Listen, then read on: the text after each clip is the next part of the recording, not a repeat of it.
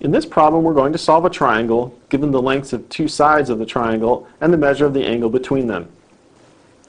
We want to solve the triangle with A equal to 8 units, B equal to 4 units, and the measure of angle C is 70 degrees. We're going to start by finding the third side, or the length of the third side, C, by using the law of cosines.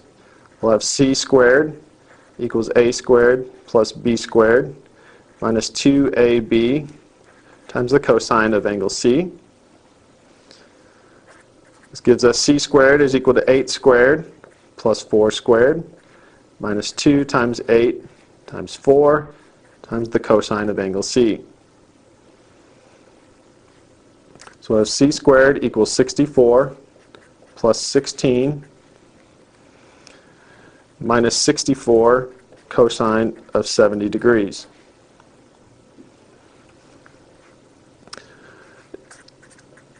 Simplifying, we'll get C squared is equal to 58.11. And take the square root of both sides using the positive square root, since C is the length of a side. We'll get that C is equal to 7.62 units. We now have the lengths of the three sides of our triangle. Our next step will be to find one of the other remaining angle measures. We have that side A is 8 units, side B is 4 units. The measure of angle C is 70 degrees, and we found the length of side C to be 7.62 units.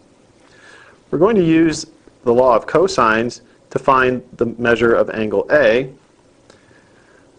We can write A squared equals B squared plus C squared minus 2BC times the cosine of angle A. And we'd like to isolate this cosine of angle A, so we're going to rearrange our terms to get the 2BC cosine A by itself. We'll get 2 times B times C times the cosine of angle A will equal B squared plus C squared minus A squared. Next, we'll divide both sides by 2BC. So we'll have cosine of angle A is equal to B squared plus C squared minus A squared divided by 2BC. And we know all three lengths, so we can plug in the values that we have. This will be 4 squared plus 7.62 squared minus 8 squared divided by 2 times 4 times 7.62. If we simplify that, this is 0.1651. So we have cosine of angle A is 0.1651, or the measure of angle A is cosine inverse of 0.1651, or about 80.5 degrees. We were given that the measure of angle C was 70 degrees. We just found the measure of angle A to be 80.5 degrees. We can now find the measure of angle B by subtracting.